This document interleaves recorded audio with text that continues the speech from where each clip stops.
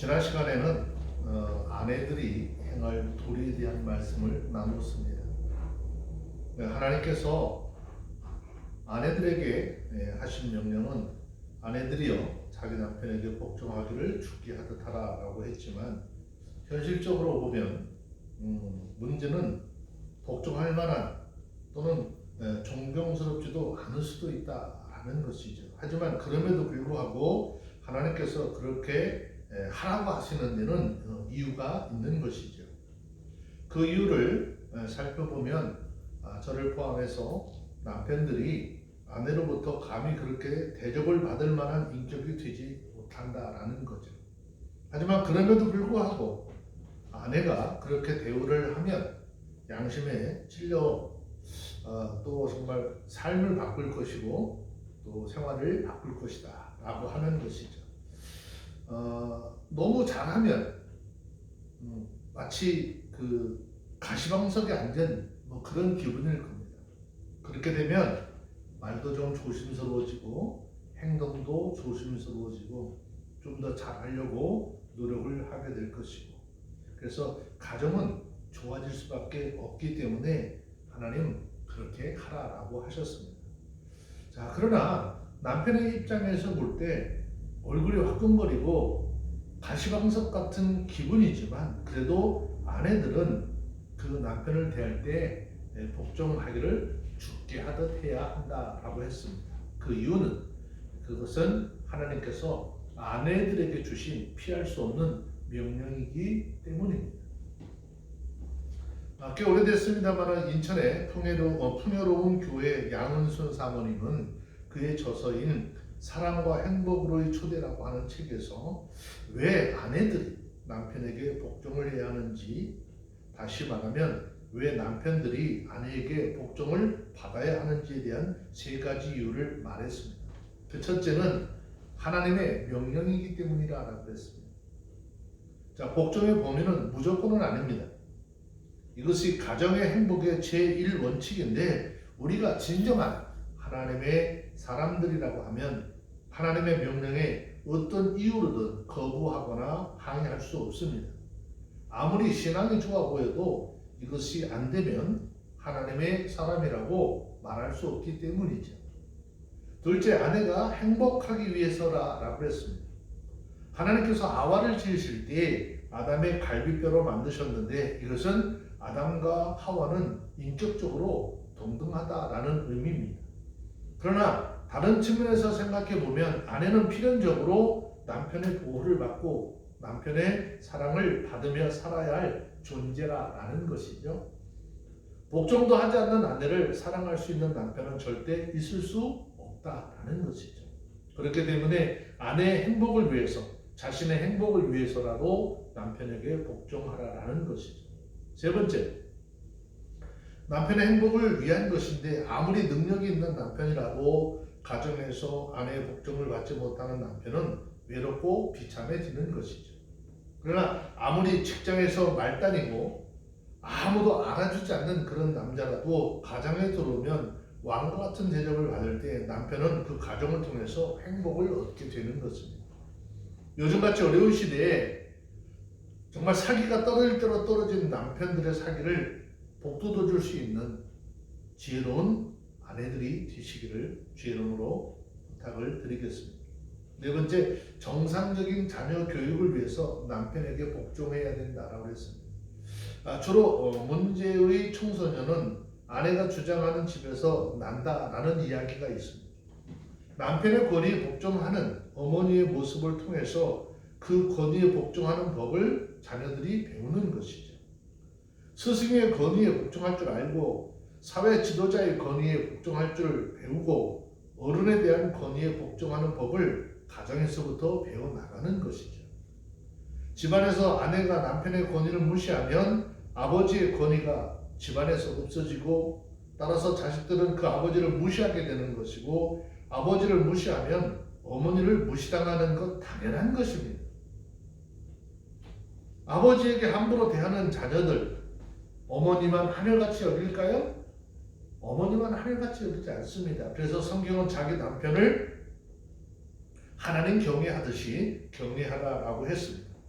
그리고 이 시간에는 남편들이 아내에게 행할 도리에 대한 말씀을 하고 있습니다. 본문 골로새서 3장 15절 보면 남편들아 아내를 사랑하며 괴롭게 하지 말라라고 했습니다. 여러분 이 말씀을 잘 이해를 하려고 하면 에베소서 5장 25절 이하의 말씀을 함께 살펴보아야 합니다. 에베소서 5장 25절 말씀에 보면 남편들아 아내 사랑하기를 그리스도께서 교회를 사랑하시고 위하여 자신을 주심같이 하라라고 명령하고 있습니다. 이것은 아내를 사랑하는 수준이 어떤 것인가를 말씀하고 있는 것이죠. 이것은 단순히 일반적인 수준에서 말하는 그런 사랑을 이야기하는 것이 아닙니다. 그러면 예수님이 말씀하시는 아내 사랑의 수준은 어느 정도일까요? 첫 번째, 아내를 위하여 생명을 버릴 수 있는 사랑을 하라라는 말입니다.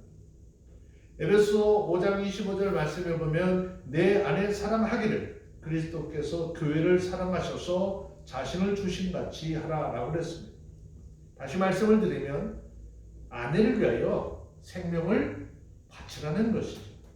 그런데 이 말을 가만히 살펴보면 남자들이 상당히 많은 손해를 보는 것 같습니다. 남자들은 많은 사람들이 다시 태어나면 현재 아내하고 결혼을 하겠느냐라고 물으면 거의 다 현재 살고 있는 아내하고 결혼을 한다라고 합니다. 그런데 반대로 여자들은 안 한다고 그래요. 그런데 아내는 남편을 섬기기만 하라고 하고 남편들에게는 아내를 위해서 목숨을 버리라라고 하죠. 너무 손해보는 것 같아요. 하지만 이것은 하나님께서 주신 명령입니다. 그러면 교회를 사랑하신 예수님의 사랑은 어떤 사랑일까? 첫째, 조건 없는 무조건적인 사랑입니다. 결국 아내를 사랑하는 일에 있어서 어떤 조건이 있을 수 없다라는 것이죠. 그래서 결혼식을 할 때 서약을 하죠. 그 서약식을 할 때 보면 건강할 때든지 병든 때든지 가난하든지 부하든지 기쁠 때든지 슬플 때든지 아내를 사랑하겠습니까? 라고 묻죠. 이거는요 무조건적인 사랑을 이야기하는 것입니다. 비록 흠이 있고 부족한 점이 있을지라도 아내를 사랑하는 그 사랑이 무조건적인 사랑이어야 한다라는 말입니다. 둘째, 희생적인 사랑입니다. 예수님 말씀하시기를 나를 위하여 교회가 희생해 라고 하지 않으시고 교회를 위해서 예수님이 희생하셨죠. 이 사실을 에베소서 5장 26절 27절에서 말씀하고 있어요. 이는 곧 물로 씻어 말씀으로 깨끗게 하사 거룩하게 하시고 자기 앞에 영광스러운 교회로 세우사 티나 주름 잡힌 것이나 이런 것들이 없이 거룩하고 흠이 없게 하려 하심이라 그랬습니다. 이것이 진정한 희생의 결과인 것이죠.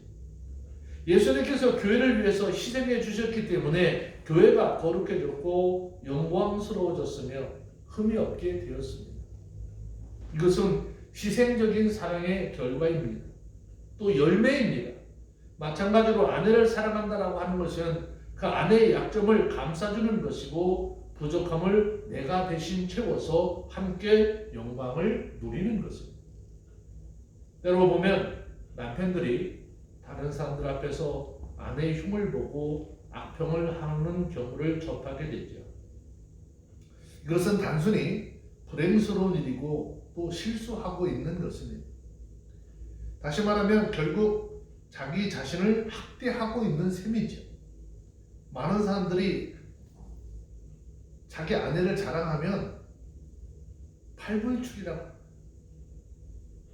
근데 성경은 그래도 해야 한다라고 합니다.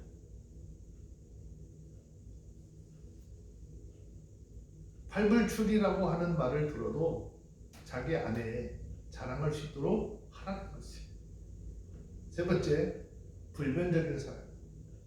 예수님의 사랑이 영원 불변한 것처럼 자기 아내에 대한 남편의 사랑도 변치 않아야 한다라는 것이죠. 연애 시절이나 결혼하여 신혼 시절이나 세월이 많이 지난 그런 시간에도 동일한 사랑으로 아내를 사랑하라는 말씀입니다. 이것이 예수님께서 교회를 사랑하셔서 위하여 자신을 주신 같이 그런 사랑을 하는 아내의 사랑입니다.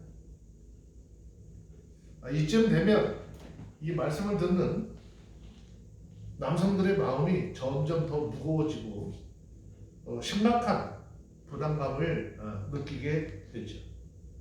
사실 아내를 사랑하는 남편들이 예수님께서 교회를 위하여 자기 몸을 버리신 것 같이 그 사랑하라는 말씀 앞에 자신 있게 대답할 수 있는 사람들이 그리 많지 않을 것이고, 너 그렇게 하겠느냐라고 하면 그렇게 쉽게 대답을 하지 못할 겁니다. 이렇게 자신이 없어 하는 우리에게 하나님께서는 에베소서 5장 18절에서 말씀합니다. 이와 같이 남편들도 자기 아내 사랑하기를 제 몸같이 할지니 자기 아내를 사랑하는 자는 자기를 사랑하는 것이라 라고 했어요. 이 말씀을 들으니까 조금은 자신감을 가질 수 있습니다. 마치 자기의 몸을 아끼듯 아내를 사랑하라라는 말입니다. 내 몸이 병들었을 때 약을 먹고 병원에 뛰어가고 추우면 끼어 입고 자신을 위하듯이 그렇게 아내 사랑하기를 제 몸과 같이 하라는 하나님의 명령입니다. 그러므로 이 말씀을 남편들은 기억하고 내가 주님처럼 아내를 위해서는 죽지는 못하지만 아내를 내 몸과 같이 위해주겠다는 생각은 할 수 있어야 하는 것입니다. 여자는 결혼을 하면 오직 남편 사랑 하나를 기대하고 살아간다라고 합니다. 아무리 시부모가 좋아도 형제가 많아도 시댁의 가문이 좋아도 그런 거 보고 가는 것이 아니라 오직 남편의 사랑 하나만을 바라보고 시집을 가는 것이죠. 그 사랑 하나를 위하여 그동안 곱게 가꾸고 배우고 살아온 모든 것을 그 남편을 위해서 다 희생하는 것입니다. 그러므로 남편이 다른 것 다 잘해도 자기 아내를 사랑해 주지 않으면 아내에게 남는 것은 절반뿐이라는 것입니다. 또 한 가지 아내 사랑은요, 그 아내를 귀히 여기라라는 의미를 가지고 있습니다. 베드로전서 3장 7절 말씀에 보면 남편된 자들아 이와 같이 지식을 따라 너희 아내와 동거하고 저는 더 연약한 그릇이요 또 생명의 은혜를 유업으로 함께 받은 자로 알아 귀히 여기라 이는 너희 기도가 막히지 아니하게 하려 함이라 라고 했습니다. 아내를 사랑하는 방법 귀히 여기라는 것이죠. 왜냐하면 이제 말씀드린 대로 아내는 연약한 그릇이기 때문입니다. 사실 여성을 위하는 것은 서양 사람들을 따라가지 못하죠. 그들은 언제나 입으로 하는 이야기가 lady first라 하죠. 차를 타도 줄을 서도 심지어는 배가 파손이 되어 죽음을 앞에 두고도 lady first입니다. 여자를 귀히 여기는 문화인 것인데 이것이 바로 기독교의 문화입니다. 테일러라고 하는 사람은 말하기를 아내와 자녀를 사랑하지 않는 자는 집안에서 암사자를 기르고 슬픔의 둥어리를 틀고 있는 것 같다라고 했습니다. 사자는 암사자가 무섭습니다. 암사자는 먹이를 사냥하고 새끼를 기르는 일을 합니다. 그런데 남자가 아내를 사랑하지 않으면 아내가 암사자와 같이 된다라는 것이죠. 사랑 하나 보고 남편을 위하여 모든 것을 다 희생하였는데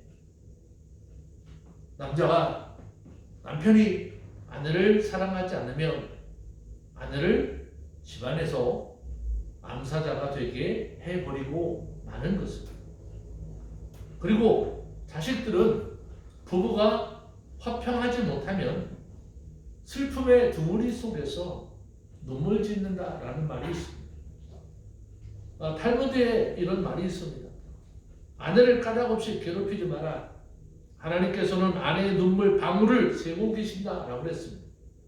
이 말은 아내를 괴롭히는 사람은 거기에 대한 값을 받게 되어 있다라는 말입니다. 아내에게 잘못하는 것은 결국 자기 자신에게 잘못하는 것이라고 했습니다. 그러면 아내를 위하는 것 어떻게 해야 되는 것인가? 아내를 위한 것 첫 번째, 아내를 감싸줘야 합니다. 그래서 여자를 하나님께서 남자의 갈비뼈로 지으셨습니다.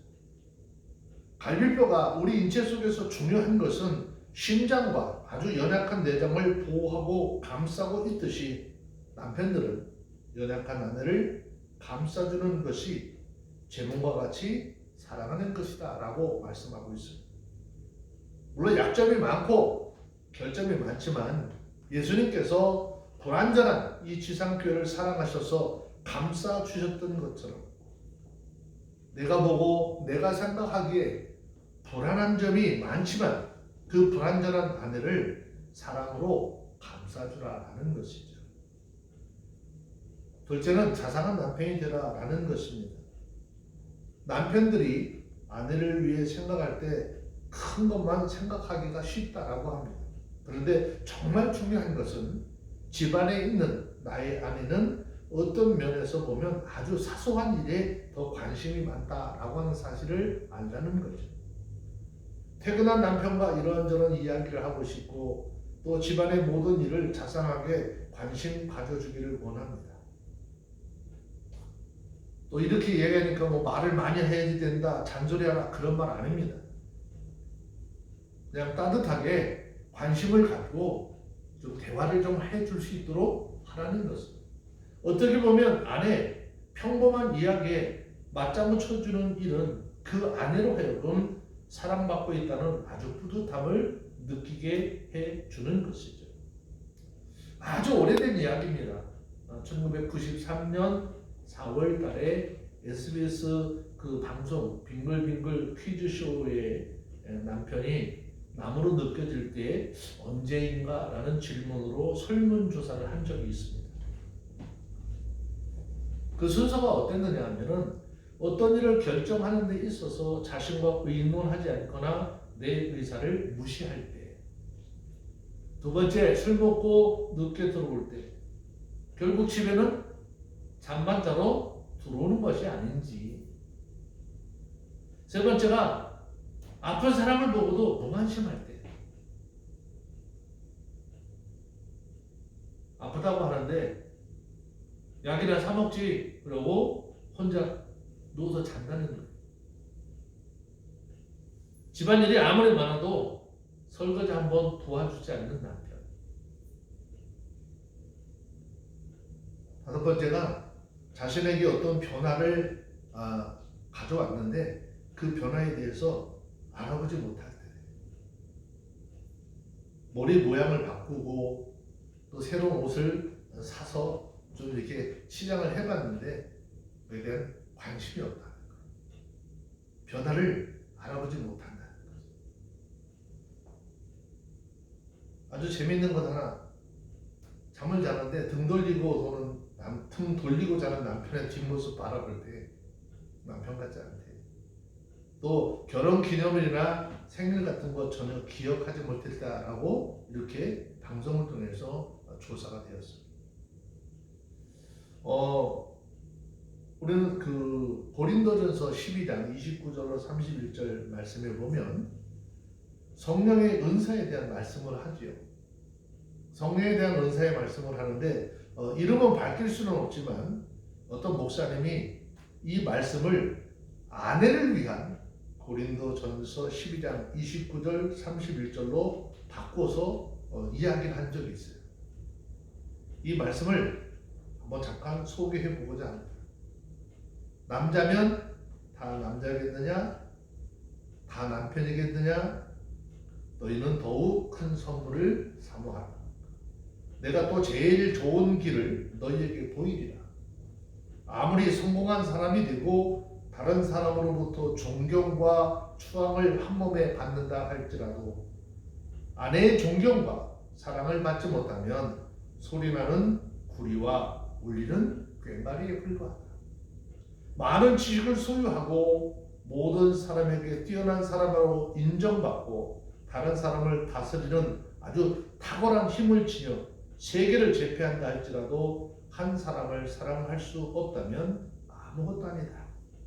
아내를 위해 제일 좋은 옷, 가장 훌륭한 저택을 제공하고 심지어 파출부를 고용해주고 자가용을 사준다 할지라도 아내의 마음을 헤아려 읽어주는 사랑이 없으면 아무 유익이 없느니라.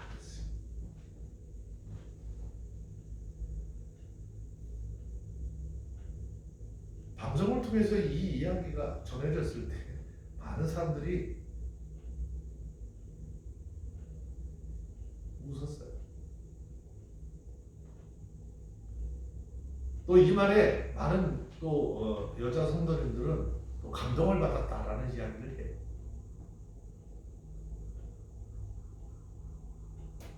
그 아내의 사랑 어떻게 될 것인가?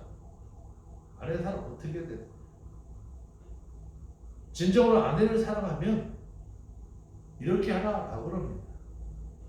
뭐 아내에 대한 뭐 10가지, 9가지 뭐 이런 얘기를 많이 해요. 아내를 사랑하면 어떻게 할까? 첫째, 아내를 변하라고 잔소리하지 마라 라고 하는 거예요. 둘째, 아내를 실족시킬 만한 어떤 일도 하지 않으려고 애쓰도록 하라 라고 했어요.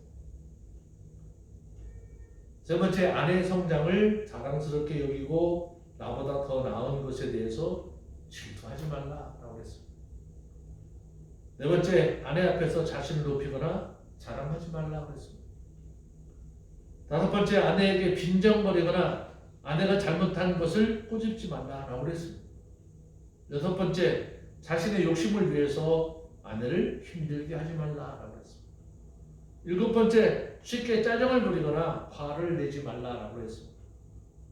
여덟 번째, 아내의 마음이 상했을 때 같이 아파하고 위로하라라고 했습니다. 아홉 번째, 내가 틀린 것은 언제라도 틀렸다고 인정하고 우기지 말라라고 합니다. 하지만 지난주와 같이 오늘 말씀을 통해서 서로 자신이 받을 것만 생각을 하면 가정의 평화는 곧 깨어지고 말 것입니다. 그러므로 말씀을 통해서 함께 깨달아야 할 것이 부부관계의 최선은 사랑인 것이고 사랑은 그 모든 것을 참으며 모든 것을 믿으며 모든 것을 바라며 서로 모든 것을 견뎌내는 그런 것입니다.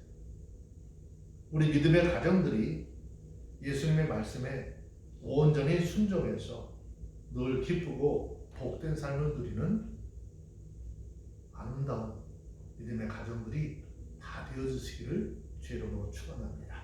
기도하겠습니다. 하나님 감사합니다. 믿음의 가정 안에서 남편의 역할이 남편의 위치가 어떠한지 알게 하신 것 감사합니다. 하나님의 말씀의 명령을 따라 자기 아내를 사랑하기를 생명을 놓아 사랑할 수 있는 그런 믿음의 가정들이 다 되게 하시고 주님께서 주신 소망과 주님께서 주신 사랑으로 서로 화합하여서 하나님 보시기 기쁘고 하나님 보시기 아름다운 믿음의 가정들 세워갈 수 있도록 남편과 아내들에게 지와 명철을 허락해 주셔서 주님이 보시기에 아름다운 믿음의 가정들이 세워주시도록 축복하옵소서. 예수 그리스도 이름으로 기도합니다. 아멘.